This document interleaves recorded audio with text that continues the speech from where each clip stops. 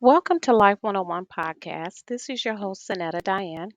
In this episode, we will pick up where we left off in discovering our love language. I want to say a few things about love in general.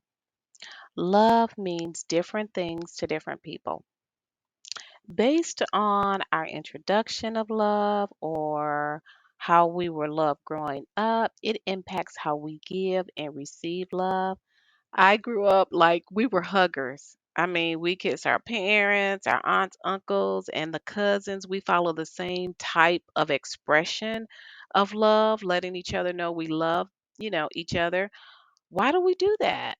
I don't know, because that what it was modeled to us. Like we just seen each other, like generations. I mean, we just hug each other for no reason. I don't know why. But it was modeled to us. So we do what we saw done.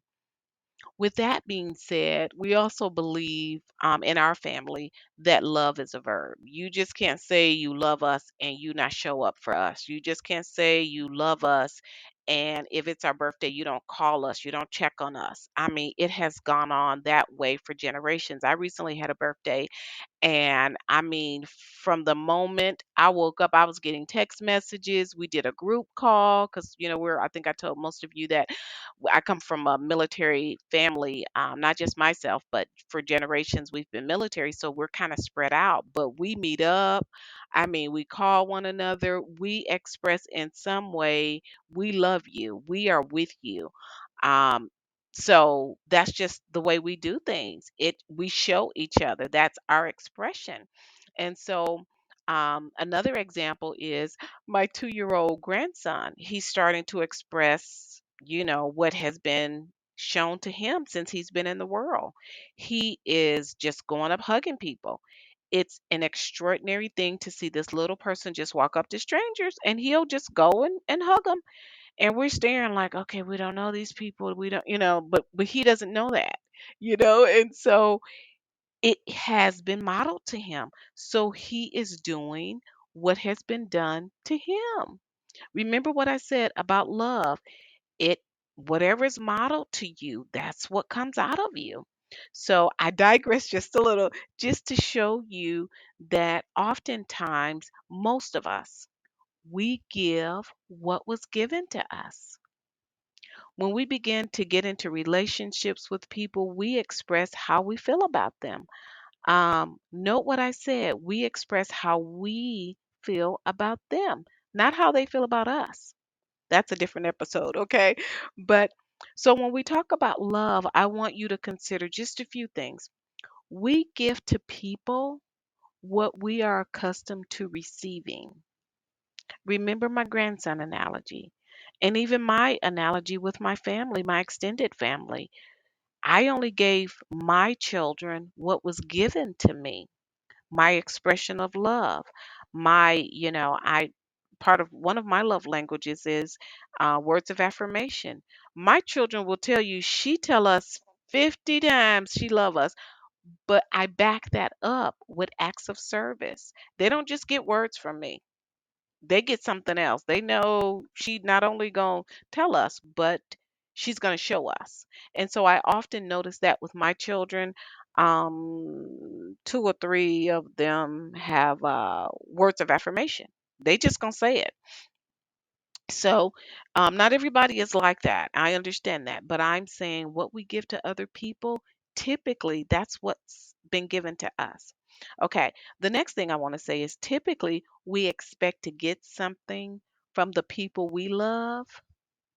Hear what I'm saying? We expect to get something from the people we love. I didn't say from the people that love us. You got to listen to my words, okay? Try to focus on what I'm saying as it relates to love. The people we love, we're going to show them in some way how we feel. And the people that love us and care for us, they will show us in some way how they feel. Now, which way that comes, I don't know. You're asking me for a lot. If their love language is acts of service or words of affirmation, that's what you're going to get, but that's theirs.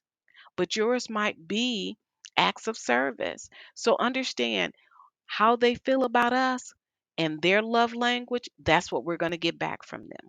Okay? So I know that's a lot to digest, but love, it is. It is complicated and it has a lot of moving parts. People often think love is dwindled down to this love romantic notion, and it's not. Love can be this and that. It doesn't have to just be one thing. I try to really focus on like your love language, how you express your love for someone and not look at how another person expressed their love to us. That's what I really try to focus on in each episode to those that are listening because you can't focus on how I show my love to you. You need to really just focus on how you show your love because once you learn yourself, you know what works for you. You also know what doesn't work for you.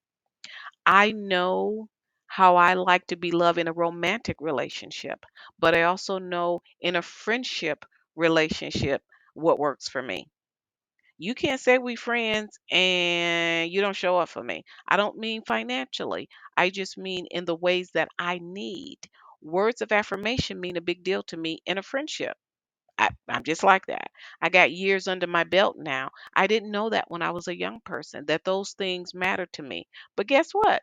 Acts of service still matter to me in a friendship. You can't tell me you are my friend and not show up for me in acts of service. Why? Because that is my love language, acts of service. But guess what? I show it in that same way too. If you're my friend, you ain't got to ask me, okay, is she going to show up for me? Guess what? I'm there. That's me. Words of affirmation. I'm going to let you know me and you, you are my sister friend. So, um, people often forget, most people, not everybody, how they give love. Oftentimes, they want it back in that same way as well. Not all the time, but most of the time. Acts of service is the love language we'll cover in this episode. I have a lot of men um, in my career that I serve. I do it every day, and this is their love language. Most of them do acts of service. In other words, they express their love in this way, acts of service. Uh, and their wife or sometimes they are caregivers of their parents, they will express their love in this way. They go to work every day, they maybe cut the grass, they clean the garage, they act how they feel. And I can't remember if I heard it on TV or if I heard it on a podcast. Please forgive me, I don't want to make up like where I heard it at, but I heard it. That a man had said that he shows his love by going to work every day. And I was staring like, what does that mean? Of course, I was listening, so I couldn't ask him, like, what does that mean? And I thought, hindsight, maybe that's his way of showing that he loves. Like, because I do, I care for the house. I make sure the bills are paid in that way. That's his way. And I've heard children say that their dad was this way. My dad didn't tell us a lot, but he showed us. That was his love language, acts of service. So it was just very interesting. I've noticed it in men. I've also noticed it in moms. Women, we have it, most of us, but I also see it very heavily in moms, acts of service. They make sure that they're at the game. They make sure that they're cooking. They make sure they're doing the other things. And sometimes women are not, if they're doing dual roles in the home of cooking and working and um, just all the dual roles, they will have someone else come in and help, or do have someone do meal preps for them or get pre-made meals through the week delivered to the house or whatever that needs to be done. That's still an act of service. And so there's many moving parts, as I said, with acts of love. So I meant acts of service, and love has many moving parts is what I meant to say. So, as I explained, you can see that many people express their love in this way, acts of service. But my question is, do they want it back in this way? Some people, they don't care if you don't, show up for a game or, you know, uh, make sure the grass is getting cut for them and have somebody come by, a landscaper come by the house. Sometimes they want the words of affirmation or they want the gifts. So sometimes in dealing with the people we deal with in relationships, romantic relationships, or in day to day friendships, or even colleagues at work, sometimes we have work friends who are not friends at home, so to speak. But do we understand that they don't want love in this way? And when I say love, I'm talking about a general care or concern for people that you do life with every day. So when I speak of love, I'm not talking just romantic. I just want to make sure I say that. For example, if you think about Mother's Day or Father's Day, um, for those of us who have adult children, if they don't call or check on us or try to meet up or do something, especially if they're out of state or they have a busy work schedule and they don't make that phone call or send that card or whatever, we feel some type of way as caregivers or as parents. Why? Because our love language is acts of service. We have shown them through our time, through our concern, that we care for them. But they didn't return that. Why? Because there's maybe words of affirmation. I called you on Tuesday, Mother's Day Sunday, but I called you on Tuesday. You know what I mean? So we have different love languages. So we didn't connect at that. So understand the person who is in your life, understand their love language. Um, Also consider that they're still learning too. Many people forget that. That people that we're in a day to day relationship, whether it's our work friends, colleagues, our children, our siblings, family members, our loved ones, those that are in a romantic relationship, people forget we're learning too. They just expect us to know, like, I know you're 30, you don't know your love language. No, some people don't. Some people have never heard of a love language. They just know they like to receive gifts. So give people the grace you want while you're still learning too. Let them have that same grace to learn. People forget it all the time. I see people angry, bitter, unkind, and I am not finna go down a rabbit hole on that. I'm just saying, give people the grace you would want if you are still learning your love language or learning who you are as a person, because it's many moving parts, as I've said. I will say those examples are a bit extreme about the mom and dad and the parent relationship, because I don't want to be naive and say that every parent-child relationship is good, because it's not. I do understand that. And there's lots of moving parts on that, and I'm not going to go down that road. I am going to say sometimes those relationships between parent and child, the parent didn't put in the vested time with the child when the child was growing up, so of course the child is not going to want to run and call you or check on you Mother's Day, Father's Day, whatever day, because the relationship was never there. So I'm sure that was a poor example I used by saying Mother's Day, but I'm just using that as an example of acts of service. So I am not naive to think that every parent was nurturing or even know how to be nurturing. Some parents, again, not making excuses, didn't know to do that. Some didn't care to do that. And then there's some, they pass away. So we all have many dynamics in our life. Based on your dynamic, all I'm saying is those opportunities and how we need to get loved, that's the main issue. Understanding what your love language is matters. And then understanding who you are in relationship with and their love language, it matters too. Give them the grace you would want. Okay, I am off of that. Sometimes acts of service can show up in time, that a person will give you their undivided attention. But they may not say, I love you. They may just come by the house and sit with you and have that coffee every Tuesday. And that's their way of saying, I just love sitting with my granny. I just love calling my mom. I just love going by my sister friend's job. And every Tuesday, we're able to go grab that coffee. So understand that might be their way, but understand how you need to receive love too. They might give it out that way, but do you need to receive it in that way? So understanding who you are is just a big deal. And we'll talk about that in some other episodes, but understanding how you feel valued, understanding what makes you feel whole. And I will say this, and it has nothing to do really with the acts of service, but if you're not getting how you need to receive love, what I mean by that is if your husband or wife don't, that's not their gift. They don't even know that you need it. You have not had that conversation, which I think you should, but I'm not going to talk about that this episode. But if you're not getting that, this is the short term. Give it to yourself. I mean, I'm not being naive, and I know everybody can't do that, but if you know that you need undivided attention, learn how to give it to yourself. Learn what makes you happy and give it to yourself and to the people around you. Learn that's what you enjoy. I had to tell a son of mine recently, not too recent. That's not true. Not recent as in yesterday, but recent in the last couple months. He was, a holiday was coming up, and he does whatever for me. I had to tell him I don't like that. I just like that. I said it just like that. You said, yeah. I said it just the way that I said it. I said, son, I know that you do whatever, and I named it. I said, but I don't like that. And we kind of laughed.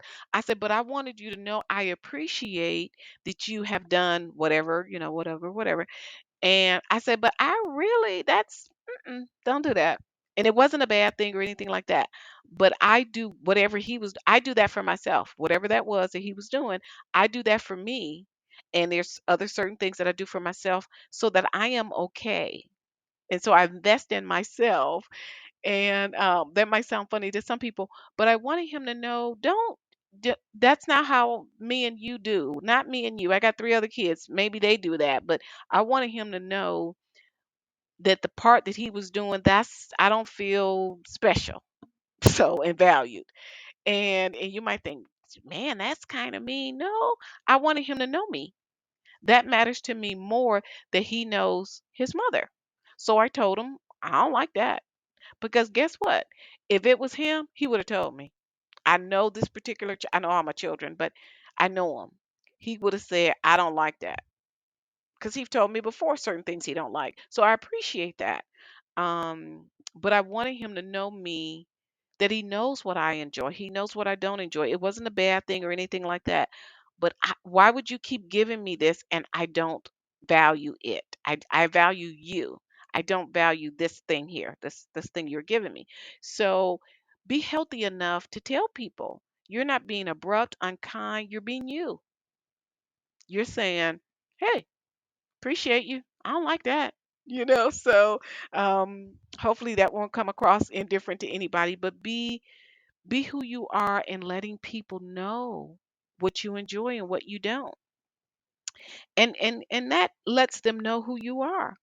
And I found something so beautiful as it relates to love language, in couples. I've seen it not in a lot of couples, but in a few where they have the same love language. Oh my goodness, it's something to behold. They have the same love language, acts of service, words of affirmation, or receiving gifts. And what I notice about those couples, they laugh about the same things. I just think it's the coolest thing. They appear to be friends. And when I say appear, people appear. You don't really know what a couple goes through behind closed doors, but they appear to be like friends. I was like, wait, what is this? This is beautiful. It wasn't anything that they said. I just observed it and saw they appear to be a different kind of close, like friends.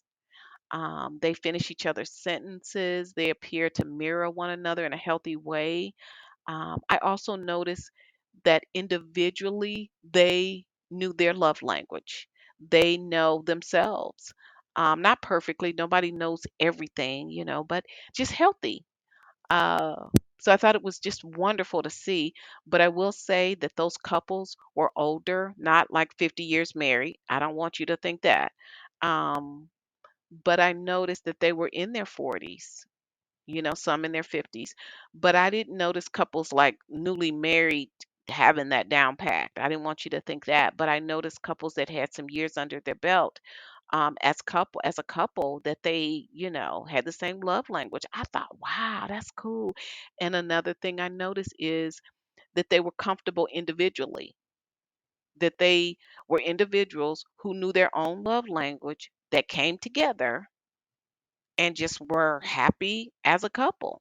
And so it's just something to behold. I know that's just maybe an extreme example in this generation, but things like that really still happen, that they're individuals who know themselves, who know their love language, who come together and make this wonderful, wonderful team. So, um, the last one I wanted to note is these are just examples is children who have the same love language as their parent, whether it's acts of service or words of affirmation.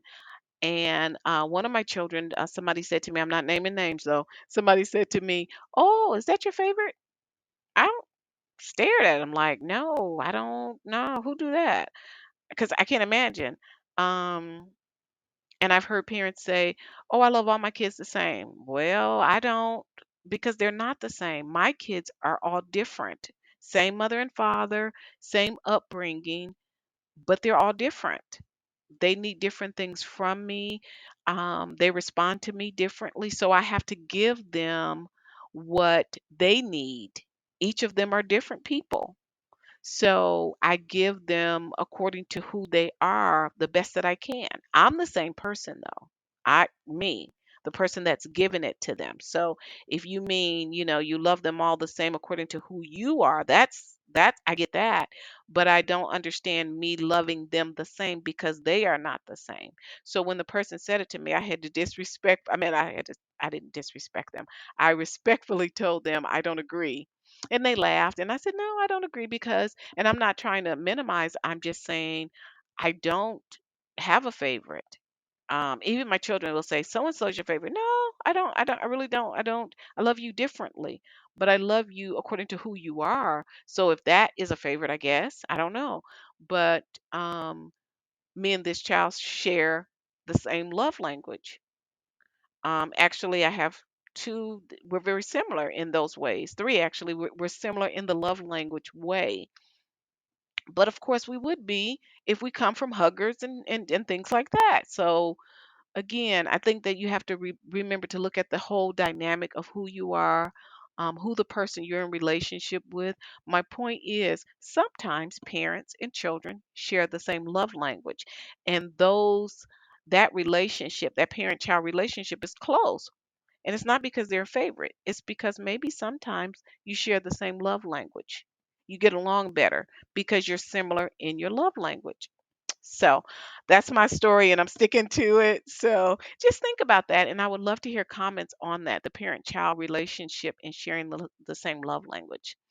Um, and when people have said that to me, I really downplay it because I don't, as a parent, to extend yourself more to one child than you do the other. I feel different about that. I do love mine differently and I love them according to what they need. So in this episode, we have covered um, different types of love languages. The first one we've covered is words of affirmation and acts of service.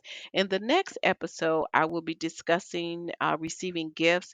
And I always try to put a spin on whatever the subject is, just to give you a little bit more information to think about, especially as it relates to love languages. It can be this and that and not just one thing. Life has many, many variations, and to limit it and to downsize it to just one thing, I think that we limit ourselves and we only get to learn one part when there's other parts that we can learn. So that's why I really try to talk about other things within the subject to give us something to think about. So that's the reason I do that. If you ever wonder, why does she do that? That's the reason. So I want to say thank you for listening to Life 101. And this is your host, Sanetta Diane.